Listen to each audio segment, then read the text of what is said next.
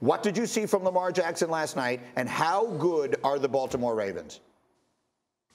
Well, the thing I saw from Lamar Jackson is we can't try to reinvent the wheel when it comes to what he does schematically and how we call plays for him. Early on in this game, they were extremely pass heavy. They weren't a play action pass team. They were a shotgun drop back team. And that isn't who Lamar Jackson is. You look at the second half where you come out running the football. The zone read becomes huge. Now it leads into the play action pass. And he gets 3 second half touchdowns. Obviously, the one flip to Devin Duvernay is more of a run. But you understand what I'm saying, because that's more in the light or the way that the Baltimore Ravens should run their offense. It also allows you to keep the lead in the second half or in the fourth quarter because you're running the football, which also continues to take time off of the clock. And this allows Lamar Jackson to be a better passer. This allows your defense to play more aggressively. Now, this team finishing, Greeny, is what's important. You mentioned earlier, can they beat the Buffalo Bills? Well, we saw for 3.5 quarters or for 3 quarters and 14 minutes,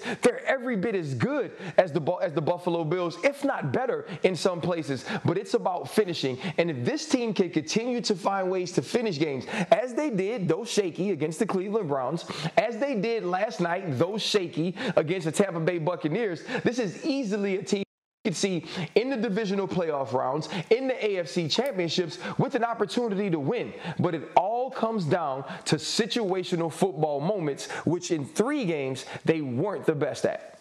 I will remind everyone that they were beating Buffalo 20-10 when they played each other going into the fourth quarter. That was back early in the season, and they wound up losing the game on a last-second field goal. So to RC's point, they were right there. I would add to the conversation, too. Generally, you need to win your division in order to make the deep playoff run that you want. The AFC North, which we thought might be jam-packed, now is starting to feel like a 2-horse race. And one of those horses suffered a very bad loss yesterday, in case you didn't hear it. Ja'Marr Chase, out 4 to 6 weeks for Cincinnati. He is the most important piece of their offense right now. So when you take all that into account, it feels like it's the Ravens' division to win. How dangerous is Baltimore, Rob Ninkovich? Very dangerous. And it starts with Lamar. It starts with the running game. And after this game last night, they had 231 rushing yards, but they also turned the ball over 0 times. So they didn't have a turnover. So not turning the ball over, taking care of the football, running the football. They had 38 minutes time of possession, like RC talked about. When you can do that, you can control the game.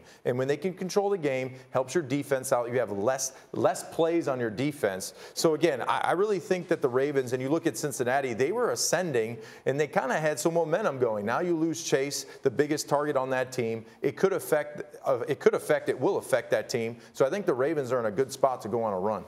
I would agree with that. They're in a great spot to go on a run, but I wouldn't count out the Cincinnati Bengals just yet. And I get it. I know that Ja'Marr Chase, tied for leading touchdowns at receiver, but they have other weapons at receiver. They have Tyler Boyd, T. Higgins, both guys who've had big games not only last week but the week before. Same amount of catches as Ja'Marr Chase. And so the issue is this. After he comes back, will you be able to get hot and go on a run like they did last year? That's going to be the question that needs to be answered. So Cindy, before the show, we asked everybody who they like to win the division. This takes into account the Ja'Marr Chase, and everyone likes Baltimore. And, Brooke, the bottom line of it is, at the end of the day, as everything is, this all comes down to the quarterback, right? And Baltimore, it begins and it ends with Lamar Jackson. Yeah, it absolutely does. That's why I think he will get paid in this offseason. He deserves the money. He's earned it. We saw the poster that he signed. But, look, I do think that the Ravens maybe need to make 1 or 2 moves right before the trade deadline. That's what teams are doing to be aggressive, to go on a run. I know that they already got Deshaun Jackson. I want to see more. Maybe they add another running back, because my biggest concern is the injuries that will pile up when you lose a guy like Mark Andrews and Rashad Bateman, and we don't know how long those guys are out. I still worry just about the depth overall, because, look, Lamar can do a lot of things. He cannot throw and catch the ball himself. Yeah, and I'll give you a final word on that, RC. As far as Lamar Jackson, this season has been about him in so many ways based on the contract and everything else. And we don't know where that's going to wind up. But we do know that they're halfway through the season and they are sitting in a pretty position right now. Where do you see Lamar Jackson at this moment in time? Well, I see Lamar Jackson as one of the top quarterbacks in the entire NFL, and I think he's the most unique quarterback in this entire league, but you have to use him to his strengths, and I think that's what we finally got in the second half from Greg Roman, was making sure Lamar Jackson was in spots that he was comfortable and not trying to show people that he can be things we don't need him or expect him to be. Lamar Jackson in that second half was exactly who Lamar Jackson was when he won the MVP. He was the guy that used his legs, his great decision making, and his elusiveness to create, extend plays, and throw footballs when he's able to allow his wide receivers and his skill players to uncover. That's the dude that can win the MVP. That's a guy that can win you playoff games, and that's who Lamar Jackson and this offense is going to have to be in order to complete the win of the AFC North and put them in position to make a playoff run.